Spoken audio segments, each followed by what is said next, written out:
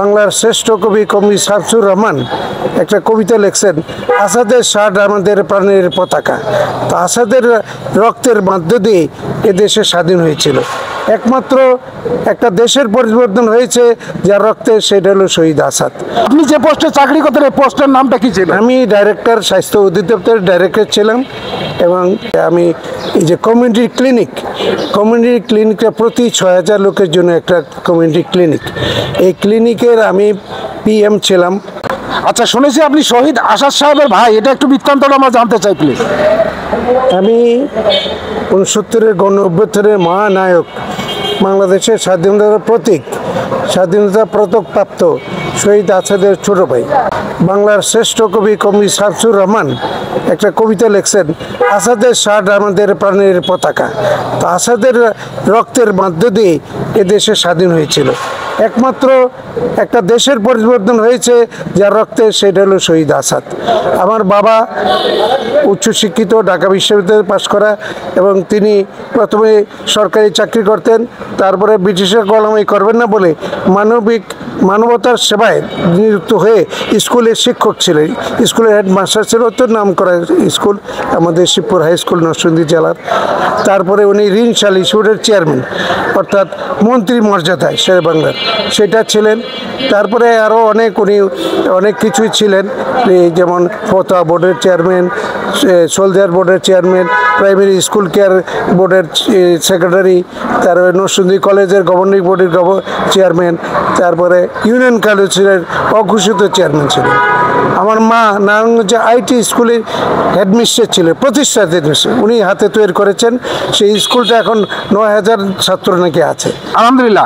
আপনি যে পোস্টে চাকরি করতেন এই পোস্টের নামটা কি ছিল? আমি ডাইরেক্টর, স্বাস্থ্য অধিদপ্তরের ডাইরেক্টর ছিলাম।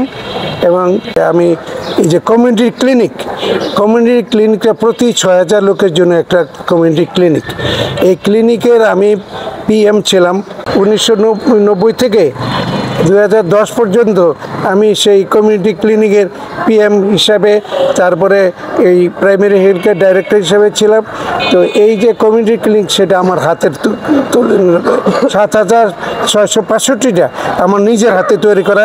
এবং আমি অসংখ্য ক্লিনিক, আমি কোনো ডিস্ট্রিক্ট বাকি ছিল না, এবং বাংলাদেশের সমস্ত ডিস্ট্রিক্টে আমার পুরোপুরি কভার হয়েছে।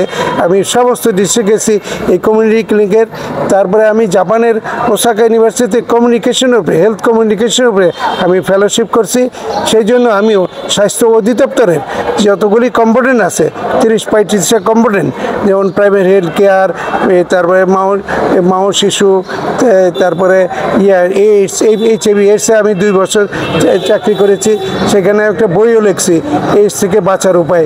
তারপরে আপনার যেমন TB, লেপ্রোসি, তারপরে নিরাপদ মাতৃত্ব, এগুলির আমি সাব কমিটির চেয়ারম্যান। এবং আমি এই টেলিভিশনে উপস্থাপনা করতাম, এই টক শো করতাম বিভিন্ন দিবসে, যেমন বিশ্ব স্বাস্থ্য দিবস, মা ও শিশু দিবস, TB দিবস, পোলিও দিবস। তারপরে এই যে পোলিও এই নিধন হয়েছে, পোলিও দেশে নাই, 2000 সালে আমরা পোলিওর নিধন করেছি। এই পোলিওর নিধনের পিছনে আমার একটা অবদান আছে। আলহামদুলিল্লাহ। তাহলে আপনার ওভারঅল যে জিনিসটা আমরা আপনার কাছ থেকে জানতে পারলাম, আমাদের গবেষণা যেটা বলছে যে সরকারি চাকরিরত অবস্থায় কেউ যদি শেষ বয়সে ভালো থাকতে চায়, আল্লাহর রাস্তে সে যেন অন্যায় পথে নিজের জীবনকে পরিচালনা না করে। এটাই তো আপনি বলতে চাচ্ছেন? এক কথায় ঠিক। এটা কারণ এটা তো দুনিয়ার সুখ শান্তির জন্য, পরকালের শান্তি ইয়াকে নষ্ট করছি কেন আমি? ইয়াতে দুর্নীতির জন্য তো আমাকে পরকালে ইয়াতে যে জাহান্নামে যেতে হবে। অতএব জাহান্নামে যদি যাইতে না চাও, তাহলে তাদের প্রতি আমার একটা অনুরোধ যে করো না, দুর্নীতি করো না, এই আল্লাহর পথে থাকো এবং সৎভাবে করো। আল্লাহ তাআলা পরকালেও তোমার শান্তি দেবে।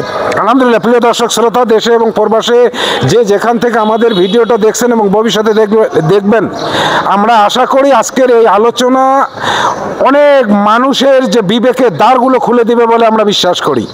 কারণ আপনি যদি অন্যায়, দুর্নীতি, দুঃশাসনের মধ্য দিয়ে আপনার জীবনকে পরিচালনা করেন, সংসার পরিচালনা করেন এবং সন্তান প্রতিপালন করেন, এই সন্তান শেষ বয়সে এসে আপনাকে নির্যাতিত, নিপীড়িত এবং বৃদ্ধাশ্রমের মতো কারাগারে দেবে, এটাই চিরন্তন সত্য। কাজেই আপনারা শেষ বয়সে নিজেকে যদি ভালো রাখতে চান, হালাল রুজি উপার্জন করে সন্তানকে খাওয়ান, ইসলামিক চিন্তা ভাবনার মধ্যে পারিবারিক প্রটোকল ইসলামিকভাবে করে যদি সন্তান মানুষ করেন, এই সন্তান কোনোদিন শেষ বয়সে মা বাবাকে অবজ্ঞা, অবহেলা, অসম্মান করবে না এবং বৃদ্ধাশ্রমে দেবে না। এই আশাবাদ ব্যক্ত রেখে বিদায় নিলাম। আসসালামু আলাইকুম রহমতুল্লাহ।